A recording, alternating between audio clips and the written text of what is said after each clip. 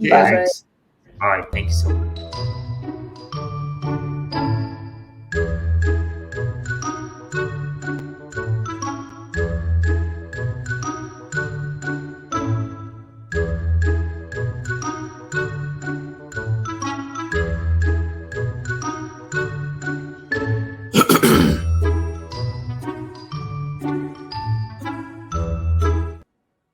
Here we are, back like I never left. Certainly happy to be here again. That was major. That was fire. That was a solid and very well met discussion. Um, what a difference it makes at the intersection of Web3 and people. It just sounds so much better, doesn't it? I'll let that for you, audience, to decide. We're bringing back to stage Andrea Camargo, our moderator for GatherVerse, for that extraordinary panel. Andrea, thank you for joining us once again, and thank you for leading that really insightful discussion. We're very happy to have you with us again for this brief fireside chat. Thank you, Chris. It's a pleasure to be participating in these panels. I learn so much every time. So thank you for the space. We certainly greet you. I want to kick off here with just some minutes that we have before we get to our next powerhouse roundtable discussion. We hear the word regenerative AI. We hear the word regenerative in a biological sense. I want to bring this to the forefront at the moment when we talk about regenerative principles, regenerative practices. You're an expert in this deep exploration, and it's one of the most fascinating things I've heard, not only in biology but in technology itself. Could you share more, firstly, about when we talk about regenerative? What does that mean? Well, in terms of the biological perspective, uh, regeneration occurs in every cell. So every time you wake up in the morning, you are regenerating yourself. And not only from the biological level, but also the self level. Like your consciousness is regenerating itself all the time. And in nature, we have some processes that create life. And when we see regeneration from this perspective, we can definitely apply it to other things like businesses, technology. So yeah, it's a broad, um, let's say, theme to talk about, but it's amazing to see nature doing it by itself. And why is it catching fire so fast now? Why are we hearing this so much, not just with media, but even within technical circles as well? Well, I think regeneration it will become like a trend in the near future, and it's not only for the technologists, but also for different communities that are using this um, perspective to start to empower and open up their potential towards a new way of living and interacting with nature and with each other. So, in terms of the technology, I mean, the algorithms redefine themselves every time, and we see this with AI a lot. But at the end, these technologies are created by humans, which are also kind of we are part of nature, and sometimes we disconnect with where we come from, and we see these technologies as apart from nature. But I think if we bring them closer and closer, we will find solutions um, that we need for our society and for our planet soon. I find that fascinating. When I had the opportunity, was afforded the opportunity just last year to visit the Swiss Alps, it dawned on me even more. It became more relevant that technology gets its inspiration from nature and its surrounding, and never the other way around.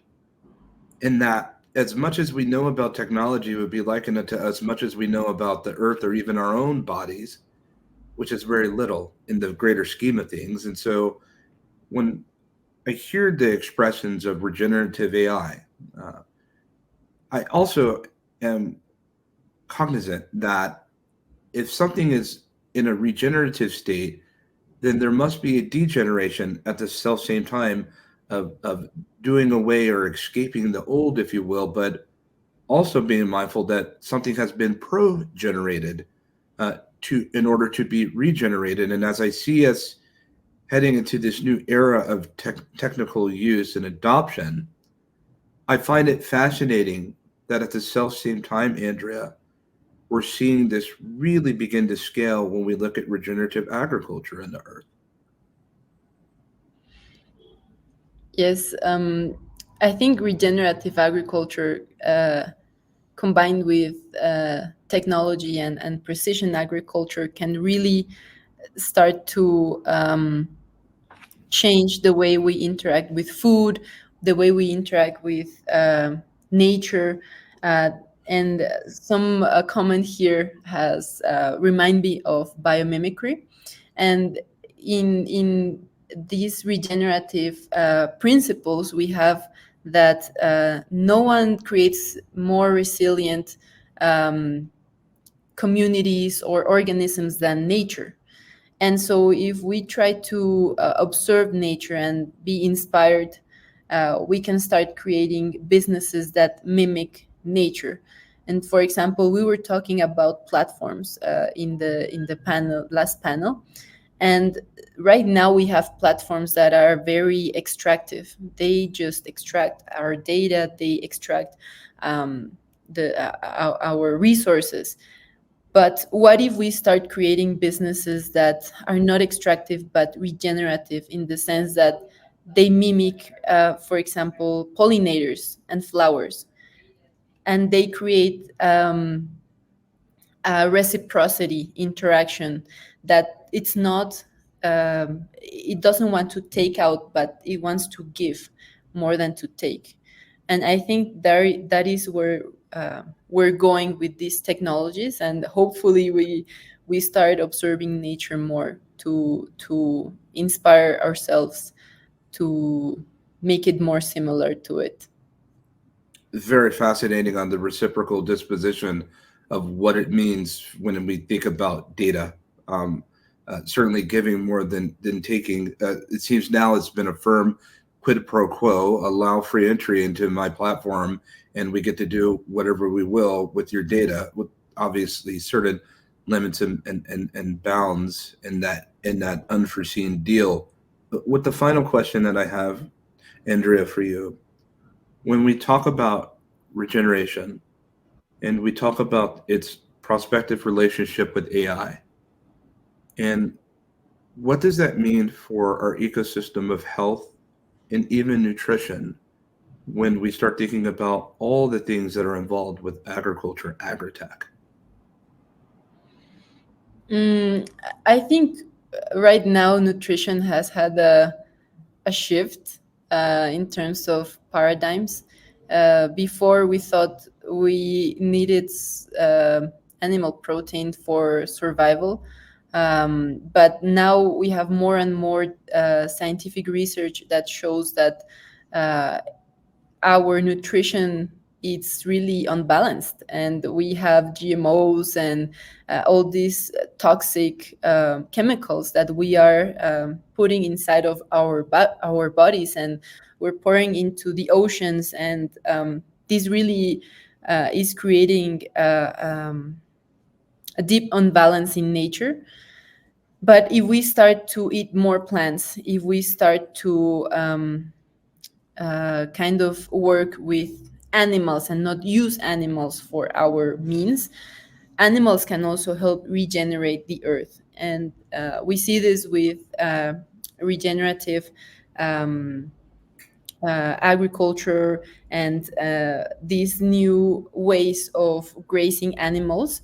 that can really benefit not only the planet but also our bodies. And so, for example, the nutrient density of food that has been grown in a regenerative way, which is not using chemicals, taking care of the health of the soil and the biodiversity of the environment that in which that food was grown, then we have a more richer density of the food and the nutrients.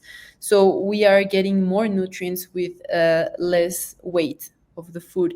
And I think we're going to start seeing this more and more in the products we buy, not only organic products, but regenerative. This is what we're working on here in Colombia, and we saw this also in the Netherlands, a big movement of regenerative farmers that are claiming their land and are claiming that the health of all of us, it's dependent of the food we eat. So yes, thank you for doing that question and for having me here. Thank you for joining us. Thank you for leading. Thank you for exploring. Thank you for sharing. We're grateful for your time, Andrea. We certainly hope to have you back again in the GatherVerse community. Yes, of course. Thank you, Christopher. And up next, we have a very thoughtful and introspective expanse of a mind share with the group of professionals that have come to journey with us on this exploration here at GatherVerse AI Summit 2024, crafting authenticity, the symbiotic relationship between AI, artistry, and wellness. May our gather be well.